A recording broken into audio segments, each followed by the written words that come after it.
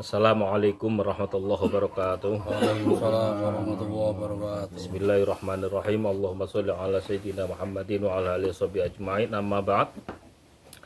Pemirsa Puton TV dimanapun panjenengan sedaya berada, selamat jumpa kembali dalam kajian akhir zaman. Di kesempatan kali ini kami ingin menyampaikan sebuah hal yang penting bagi saudara-saudara kami yang hendak melakukan haji dan umroh, yaitu datang ke salah satu pusar yang menjadi mi'rajnya orang mukmin, karena inti dari sholat adalah as-sholatu mi'rajul mukminin. Nah, sholat itu adalah mi'rajnya orang-orang mukmin. Secara rasanya, imajinasinya kita mi'raj. Dan titik koordinat dari mi'rajnya orang mukmin itu ada di Ka'bah. Makanya rukun Islam yang kelima, kita diwajibkan untuk melaksanakan haji ataupun umroh. Sebelum melaksanakan haji dan umroh, kami sampaikan kepada saudara-saudara kami bahwa puncak dari sebuah ibadah itu haji, karena ada hubungannya dengan unsur pusar langit yang ada di Ka'bah sana. Yang perlu kita periksa bukan hanya sangunya, bukan hanya perbekalannya. Kalau perbekalannya, sakunya, paspornya, visanya itu sudah jelas, nggak akan ketinggalan. Yang banyak ketinggalan pada para jamaah haji dan umroh, memeriksa dirinya sendiri. Ketahuilah, kita sering mengkaji sebuah riwayat tentang agama, di mana pembahasan keilmuan agama ada satu tentang Islam, dua tentang iman, tiga tentang ihsan. Itu berkenaan dengan diri kita periksa sebelum haji dan umroh. Tentang Islam kita sudah bersyahadat, sholat, zakat atau sedekah sosial, puasa kita periksa sudah. Itu dzahiriyah, ibadah yang sifatnya ubudiyah, dzahiriyah, lahiriyah. Yang kedua, ada di situ wilayah iman. Ini yang perlu kita periksa sebelum haji dan umroh, karena intinya haji dan umroh kita mengharap dari puncak sebuah kehidupan, kita kepingin seperti para anbiya wal mursalin meninggal wafat dalam kondisi husnul khotimah.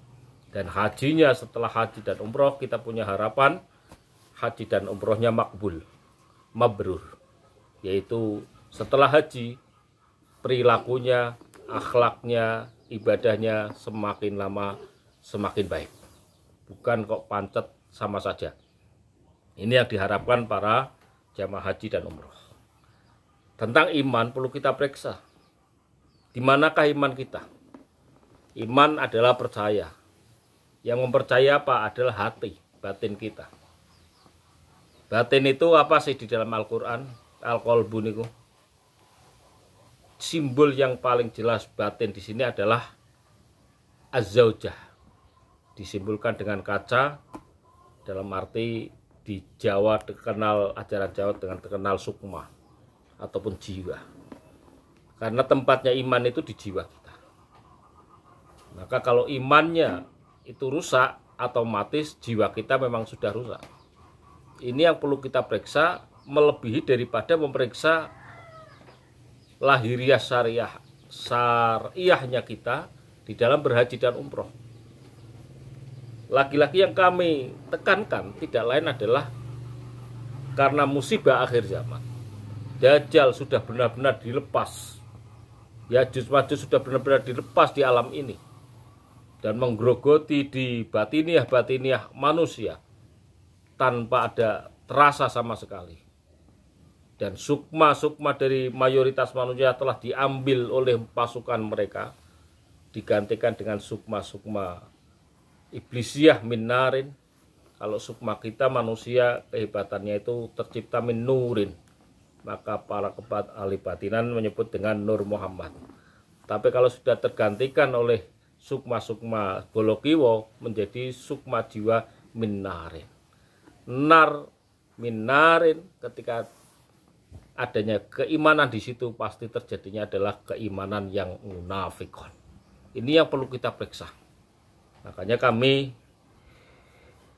di tim Puton TV menginformasikan, memberikan kabar bahwa mari sebelum kita haji umroh, saya sarankan kepada semuanya dibersihkan dulu. Unsur-unsur negatifnya itu dibersihkan dulu. Kemudian sukma Anda itu ada di dalamnya enggak? Ini sukma yang nempel di badan Anda itu sukma minarin apa minurin? Kalau pembawaan yuladu alal fitrah itu minurin. Nah, kita periksa, kita bersihkan. Kalau tidak ada kita ambilkan, kemudian kita tempatkan lagi di tempatnya. Baru Anda setelah selesai bersih secara jiwanya, baru Anda berangkat haji ke sana. Karena berangkat haji ke sana itu bukan kok kalau sukmanya hilang kemudian ke sana bisa ditemukan, enggak segampang itu. Tentang hal mengembalikan sukma manusia yang sejatinya min nurin dikembalikan ke badannya tidak mudah. Lebih mudah bayar haji, lebih mudah bayar umroh daripada mengembalikan sukma Anda sejatinya. Karena kalau sukma Anda sejatinya itu belum dikembalikan, saya jamin haji Anda sekalian itu belum diterima oleh Allah Subhanahu wa taala. Hajinya pasti mardud. Hajinya tidak makbul. Umrohnya pasti mardud. Yang ada adalah rekreasi jalan-jalan melihat Makkah dan Madinah saja. Oleh karena hal ini dulu sudah pernah disampaikan di abad ke-6 oleh seorang ulama Thariqah yang terkenal, Sultanul Aulia, Syekh Abdul Qadir Jailani. Bahwa beliau pun waktu itu ada usaha ke situ dan memberi nasihat kepada murid-murid jamaahnya, sebelum kamu haji ke Mekah, hajilah kepada saya dulu. Kata beliau gitu dalam kitab Futuh Rabbani. Sebelum kamu umroh, umrohlah kepada saya dulu. Kata Syekh Abdul Qadir Jailani batinnya. Kenapa? Sebelum ke sana yang sejatinya tanah suci, sucikan diri Anda sebagai bentuk wudhunya jamaah haji. Kalau kita mi'rajnya sholat, wudhunya pakai wudhu lahiriah. Ya kalau haji sana bukan cukup lahiriah saja, wudhu jiwanya diwudhoni, dibersihkan. Kalau belum lengkap, dilengkapi, diambilkan, dikembalikan sukmanya supaya ada di badan itu.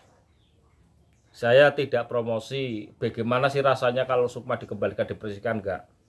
Yang nanti yang bisa merasakan Anda sekalian. Bagaimana perasaan Anda, mutmainah dalam hati Anda, sakinahnya dalam hati Anda, jiwa Anda setelah dibersihkan dan sukma dikembalikan. Bagi yang sudah bersih batinnya, sukmanya dikembalikan, akan bisa bicara sendiri-sendiri. Ternyata seperti inilah sejatinya manusia, penuh dengan kedamaian.